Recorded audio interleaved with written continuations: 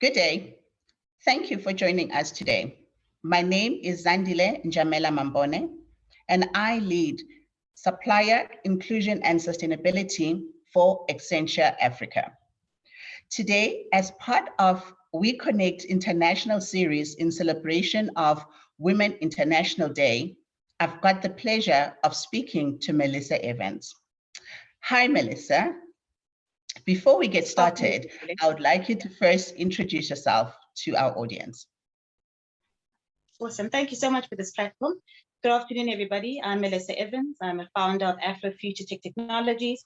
We focus on women, people with disabilities, and youth, specifically looking at how we can tap into global corporates, but also looking at our smaller businesses and supporting them on their journey to better access to markets. Awesome. Now, I know that prior to joining and forming AfroFuture Tech 4 years ago, you were also a seasoned entrepreneur in your own right.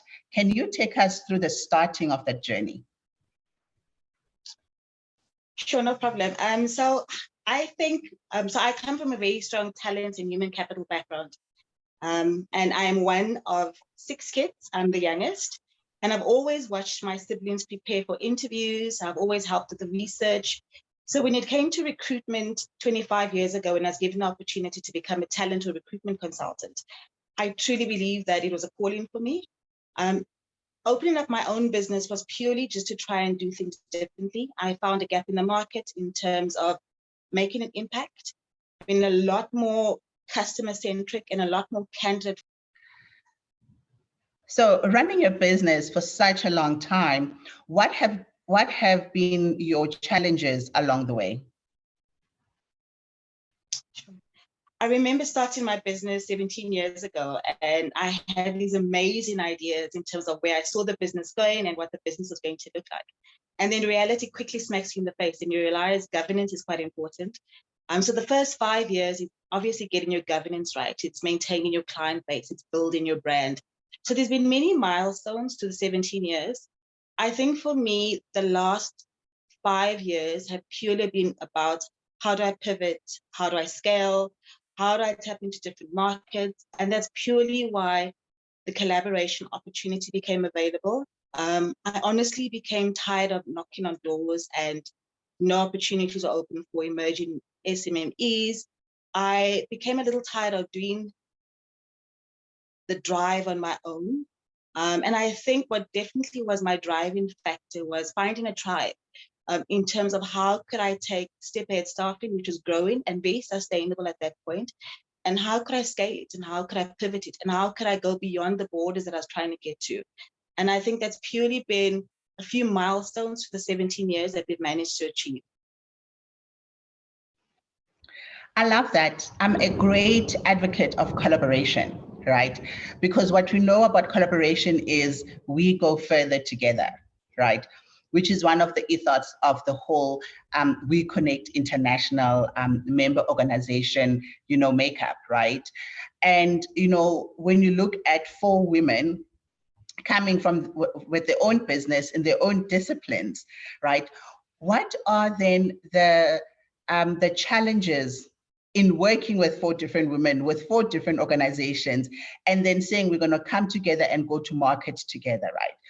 I often hear, SMEs talking about we're going to go into a joint venture or we're going to go into a partnership for this deal. What have been the challenges and what would you want to caution other entrepreneurs who are going into such partnerships? I think firstly, while you're choosing the partners, it's quite critical that you identify people that have the same value system that you do. The other things you can obviously grow and culture as you go along. So for us, it's definitely been the value system, the impact that we're trying to make. We all seem to have the same focus in terms of how could we grow SMEs. We all have the same frustrations that we're speaking to corporates, just not getting opportunities. And most importantly, we listened to our clients. Our clients kept saying that while we had successful businesses, we just didn't have the capacity and the capability to grow. So we pulled all of those together, and amongst the 4 of us, we've all got different strengths, I know there's days when it's quite challenging, but we're learning to leverage off our strengths. And each one of us going back to our value system and going back to our purpose in terms of how are we going to grow AfroFuture Tech. So that's been our driving factor. When it comes to caution, get your governance right, get your compliance documents right, put the right procedures in place. For us, we're looking to go beyond the South African markets, and we're working through WeConnect to tap into your African markets and your global markets. So that helps because it's an amazing platform that we can work with. But at the same time, again, it's going right back to basics and going back to compliance and governance. So those are critical before you lose yourself in the excitement of starting this brand new spanking baby that you wanted to grow. Absolutely. So, being part of WeConnect, as you have been, for so many years, what have been the highlights? Can you share with us some of your success stories? So I have been part of the WeConnect group for the past 5 years. I know the other directors have been for a little bit longer.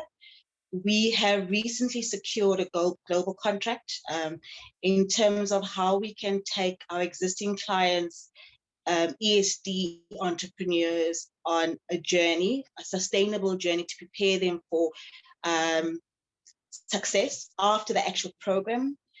So that's definitely been a really exciting program that we've been running.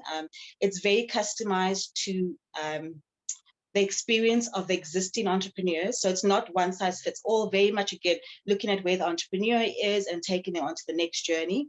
So we're quite excited to use that as our success story. We've recently just been awarded another opportunity as well, where we're looking at taking on 20 entrepreneurs.